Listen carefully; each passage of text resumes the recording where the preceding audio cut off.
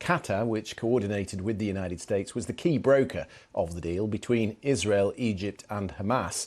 We're told the negotiations were immensely complicated and that the breakthrough only came after some intense American diplomacy with allies in the region. Qatar does play host to some of the leaders within the political wing of Hamas, so it does have communication with the group. Let's bring in then Nawaf Al-Thani. He's a former Qatari military attaché in the United States and former Director of Defence Intelligence Operations in Qatar. Mr. Al-Thani, thank you very much for coming back on the programme to speak to us this evening. Could you paint a picture for me? The Americans pick up the phone, they relay their concerns about what's happening. How does Qatar then facilitate a conversation between all the different parties? Well, Christian, this is something that Qatar has been doing for a long time and in different conflicts. We've seen this in Afghanistan, we've seen this in Africa, and we've seen this even the past couple of weeks in returning children from Russia to Ukraine. So this is not a new element, even with Hamas and with Gaza and between the Israelis. In the past, Qatar played that role as recently as in September, where the spokesperson for the Ministry of Foreign Affairs mentioned earlier this week that Qatar was able to calm down a situation that could have been much worse back in September. What were the complications? Because the White House is saying it was immensely complicated right up until Tuesday. What was the biggest stumbling block? Well, obviously not being part of the government, I can't comment on exactly what went wrong, but as an observer, we can clearly see from the statements made from the government of Qatar that a major complication is the current escalation in the conflict. Having bombs dropped on Gaza, land invasion is not an environment inducing to negotiations being fully successful. However, at the same time, the Qatari government said it will not give up on negotiation. It will not give up on trying to find a de-escalatory result and an end of cessation of hostilities. So where does that leave the separate negotiations? Because we should remember there are two twin tracks ongoing here, one for the foreign nationals, one for the hostages. Where does this leave that negotiation for the 240 or so hostages that are in Gaza? Well, that same statement made 2 days ago, in fact, the latest statement by the Foreign Ministry of the State of Qatar made it clear that no negotiations will stop. Seeking the release of hostages will continue.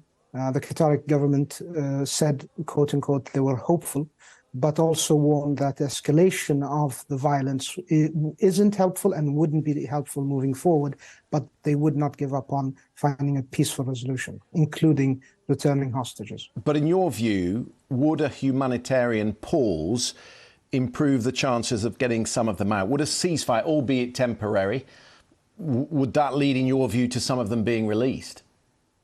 In my view, any pause in the battle, any de-escalatory measures by the Israelis will be a welcome decision and will have a positive impact, definitely, on everything, including negotiations. There have been several statements from Hamas in recent days that hostages have been killed in the bombardment. Are you able to tell us whether you, Qatar, have been able to independently verify whether or not that is true?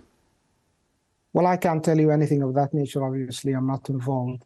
What we have seen, however, from our allies' side, the United States, for instance, an encouraging message just today from the White House thanking Qatar and, in a sense, pushing Qatar towards more negotiations. In war, it gets messy and you don't know exactly what's going on the ground, unfortunately. And the fog of war is very thick right now with everything going on in Gaza. The Israeli Prime Minister has made statements today which suggests he has no interest in a ceasefire. You speak to all the parties, including the Iranians who've been there in Doha.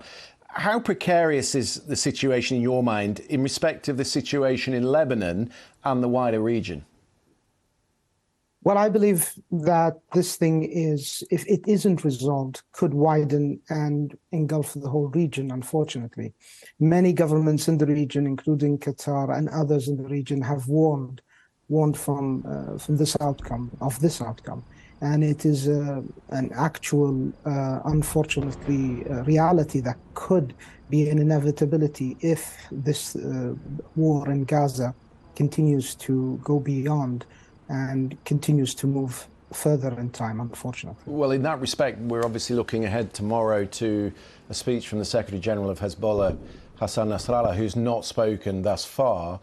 It's being flagged as an important speech. Are you getting any word, any suggestion there on the ground in Doha as to what he might say? No, I mean, everyone, I guess, is watching and waiting. I'm watching the BBC and others, and to see what comes about. Unfortunately, the bigger picture right now is all the death and destruction happening in Gaza. The numbers are staggering, and with no relief going in. Qatar has announced that there are many relief packages that they've sent and other Arab nations have sent that have had difficulties going into Gaza because of restrictions by the Israeli War Cabinet. That is the bigger picture right now, and I think everyone should focus on that. And it doesn't look good right now, but everyone remains hopeful that there may be a resolution eventually.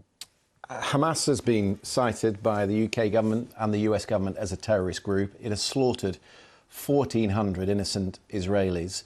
How difficult is it becoming for you, Qatar, to host Hamas? Because there's been some pretty fierce criticism from the Israeli government in recent days about the fact you allow the political wing of Hamas to stay in Doha. Well, I don't know what the Qatari government's position on anything than what they've already said might be.